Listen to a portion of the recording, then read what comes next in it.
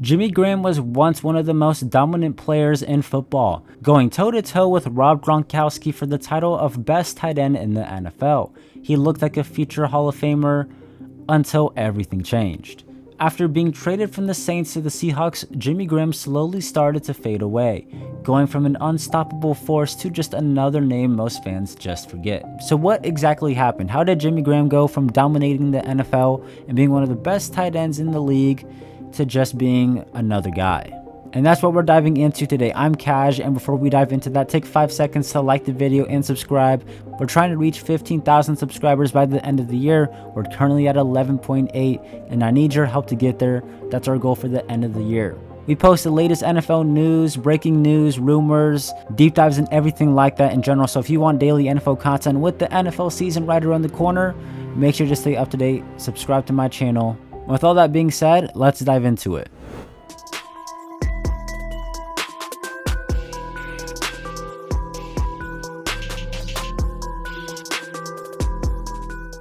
Jimmy Graham was selected by the New Orleans Saints in the 3rd round of the 2010 NFL Draft, 95th overall. What made this pick so interesting was Jimmy Graham's unusual path to the NFL. He wasn't a typical college football standout or a guy who played a lot of football in general.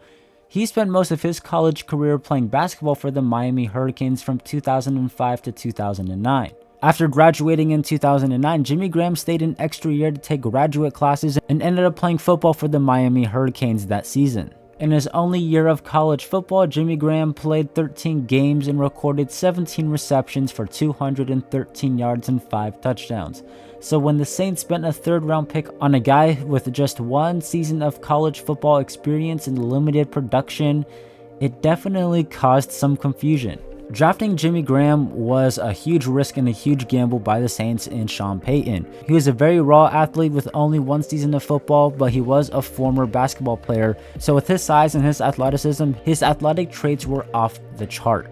And if any team was equipped to take a chance on a project like Jimmy Graham, it was the Saints, with head coach Sean Payton calling plays and Drew Brees at quarterback slinging the football. This wasn't a plug-and-play situation. Jimmy Graham was not going to play a whole lot his rookie year. He was going to have to take time to develop because he was a long-term project that Sean Payton had to work on. Jimmy Graham's rookie season got off to a little bit of a rocky start, missing week 1 with an ankle injury, but after that he was active for the rest of the season, appearing in 15 games and starting 5 of them, behind veteran tight end Jeremy Shockey. Given that Jimmy Graham was a raw developmental pick, there wasn't a whole lot of expectations for him his rookie year to play a whole lot, but given the circumstances, Jimmy Graham actually did have a nice rookie year. He finished the season with 31 catches on 44 targets for 356 yards and 5 touchdowns, leading all NFC rookie tight ends in key receiving categories. Most of his production came in the second half of the season, where Jimmy Graham started to show real flashes of what he could possibly do in just another few seasons. The Saints took notice, and that offseason they released tight end Jeremy Shockey. Now, you could argue that the Saints releasing Jeremy Shockey had more to do than just Jimmy Graham showing signs and flashes of what he could be. Shockey was due to make $4.7 million in 2011. He was turning 31 and had struggled with injuries and inconsistency in recent years. So there was quite a bit of reasons why the Saints would want to move on from Jeremy Shockey, but the biggest reason was the Saints had already drafted his replacement and he had shown flashes of production. Jimmy Graham's late season emergence gave them confidence to move on from Shockey and hand the starting job to Jimmy Graham going into 2011. And that decision paid off immediately. In just his 2nd year in the NFL, Jimmy Graham had a huge season, racking up 99 receptions and 1,300 yards with 11 touchdowns, becoming a key weapon in one of the most explosive offenses in NFL history. He didn't slow down either in the postseason, recording 12 catches for 158 yards and 3 touchdowns, having what should have been a game-winning touchdown versus the 49ers for 66 yards, but I'm not going to dive into that. Not only was Jimmy Graham productive, but he was making history. He became the first tight end in Saints history to record over 1,000 receiving yards, and to this day, he remains the only Saints tight end in NFL history to achieve this. On top of all of this, Jimmy Graham broke the franchise record for most receptions in a single season, and tied Marcus Colston and Joe Horn for the most receiving touchdowns in a season by a Saint. He even broke Kellen Winslow's tight end record for most yards by a tight end in a single season.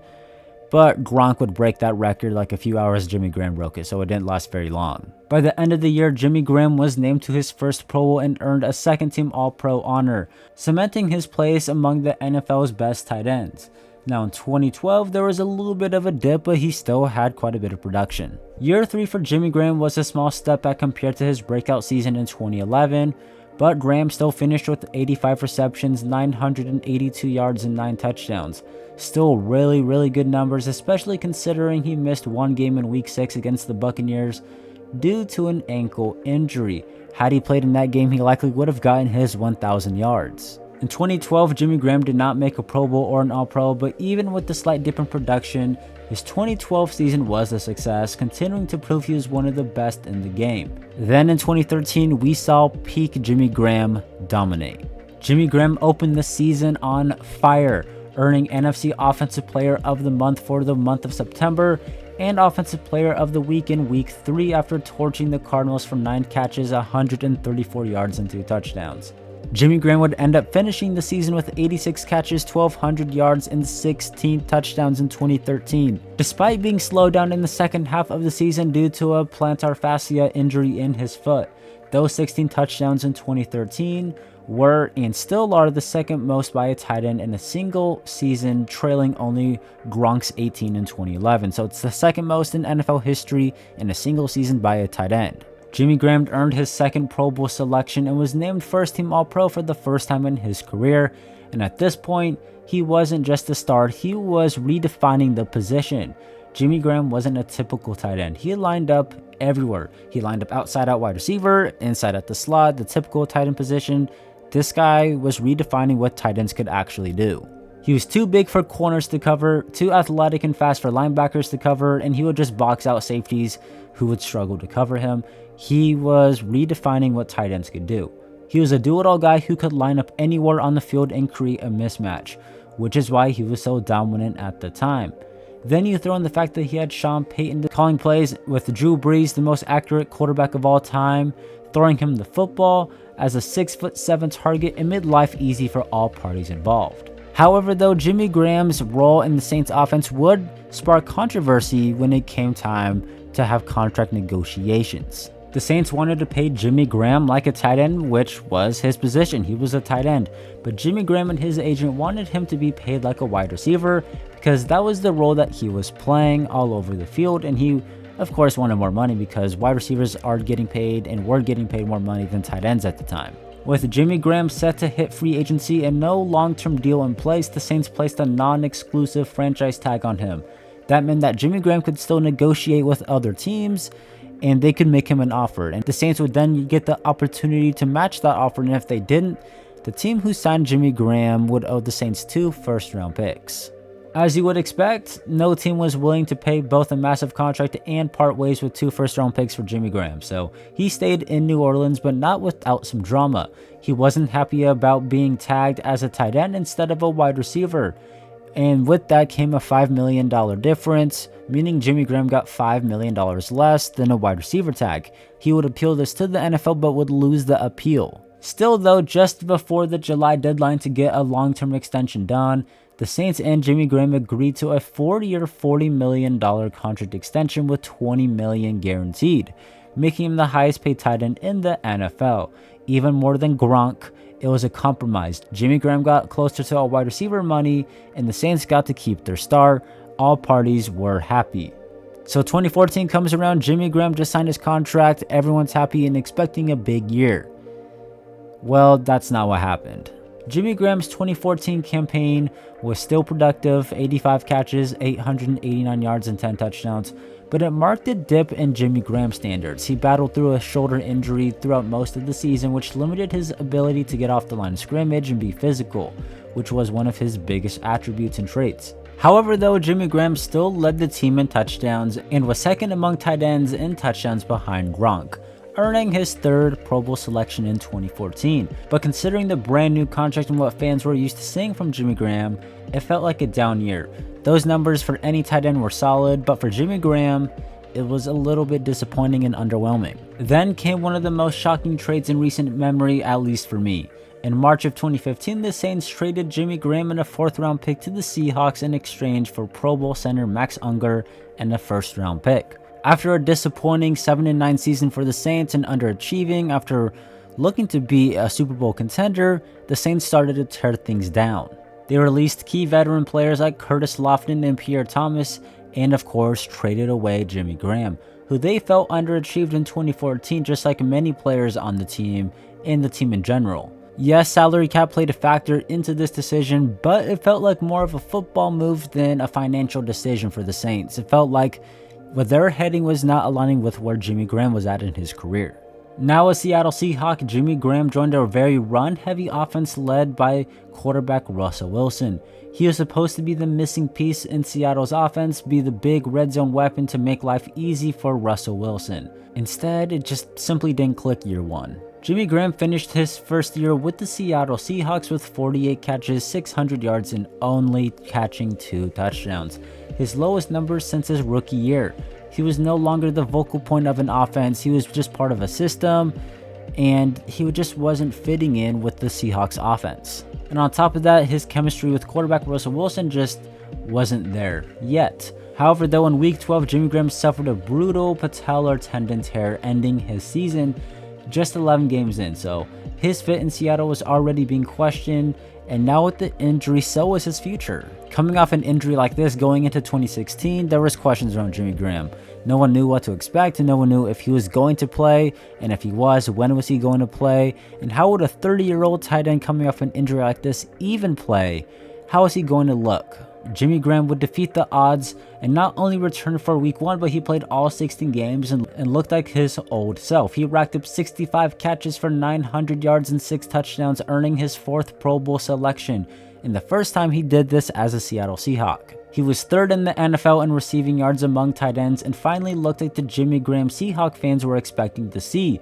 The connection between him and Russell Wilson was better. His role in the offensive system and scheme was evident and looked to be a better role for him in the Seattle Seahawks offensive system, and they were finding success with this connection. So there was hope that Jimmy Graham would build off of this success in 2016 going into 2017, but instead, that season ended up being yet another mixed bag. The yardage and receptions dipped for Jimmy Graham, catching only 57 passes for 500 yards, but he still scored 10 touchdowns, showing that he could still be a really good red zone threat, which tied the most among tight ends with Travis Kelce and Zach Ertz that season.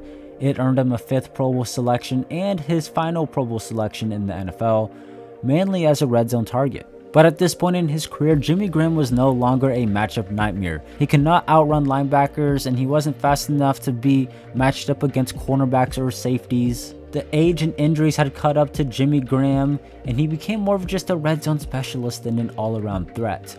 And with his contract coming up, the Seattle Seahawks and Jimmy Graham mutually agreed to part ways, and Graham would become a free agent for the first time in his career in 2018. As a free agent for the first time in his career, Jimmy Graham would get to pick and choose where he was going to play and decide who he was going to catch passes from, and that led him to signing with the Green Bay Packers in 2018 on a 3-year deal worth $30 million to catch passes from Aaron Rodgers. This made a lot of sense at the time. On paper, a very pass-heavy offense and a Hall of Fame quarterback throwing him the football in a playoff team. A lot of it aligned with probably what Jimmy Graham was looking for, but the results just simply weren't there. In 2 seasons with the Packers, Jimmy Graham never had over 650 receiving yards and only caught 5 touchdowns in 2 seasons. His role in the offense and system and chemistry with Aaron Rodgers just never clicked. His inability to block as well limited his usage because he was mainly a pass-catching tight end, and the Packers would move on from Jimmy Graham after the 2019 season. Once again a free agent, this time at the age of 34, Jimmy Graham would end up signing with the Chicago Bears on a 2-year deal worth $16 million. He would be catching passes from Mitchell Trubisky and Nick Foles. For the first time in his career, he was not catching passes from a Hall of Fame quarterback.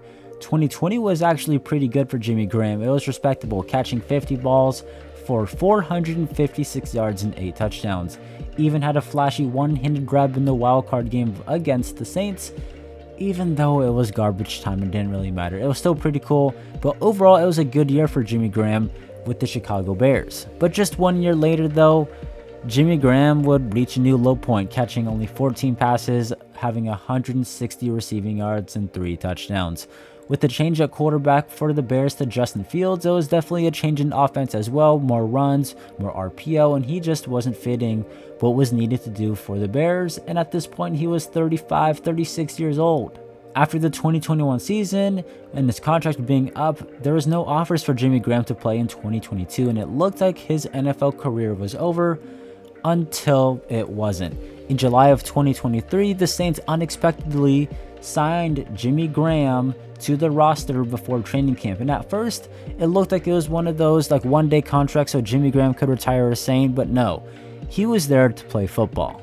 Jimmy Graham's role was limited with the Saints. He was a red zone threat, maybe 10 snaps a game. He wasn't there to block or anything. He was there to be a big target for new quarterback Derek Carr. And for the fans, it was cool to have a Saints legend back on the team for one last final stint in his career. However, though, prior to a Week 2 preseason game against the Chargers, Jimmy Graham had a medical episode. He was arrested for suspicion of being under the influence of narcotics and obstructing a police officer. He reportedly also had a seizure according to doctors and what they believe, as he was also wandering into traffic. Because of this, of course, Jimmy Graham would miss that game. He was a little shaken up by it, but he would return to practice and he would be available for the third and final preseason game. And as for the Chargers, they were eventually dropped because there was not enough evidence supporting what the police officers arrested him for. In the third and final preseason game, Jimmy Graham showed flashes of his old self versus the Texans, making big plays, bodying some guys, almost slam dunking on the goalpost, even though I think he probably should have.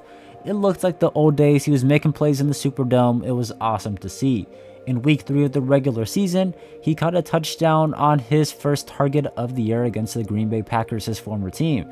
He stayed quiet for most of the year due to limited snaps, but on top of that, he was named inactive for a good portion of the season.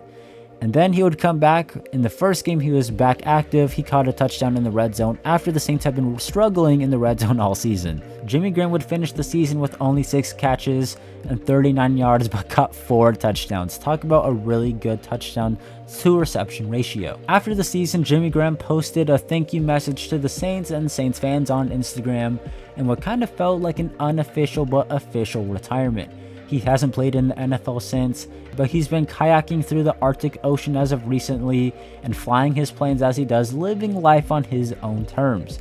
Jimmy Graham's NFL journey was anything but traditional, but from breaking records in New Orleans to having some struggles in Seattle and Green Bay to a elite career return arc that nobody saw coming in 2023, could Jimmy Graham have been one of the best tight ends in NFL history had he not gotten traded by the Saints in 2015?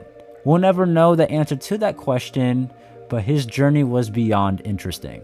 And of course, I gotta mention that Jimmy Graham slam dunking and breaking the Falcons' goalpost created the NFL rule where players can't slam dunk. I just had to mention that. Thanks for making it to the end of the video. Make sure to like and subscribe to help support the channel. Let me know down in the comments what you make of Jimmy Graham's journey and what your favorite moment from his time with the Saints or NFL career was.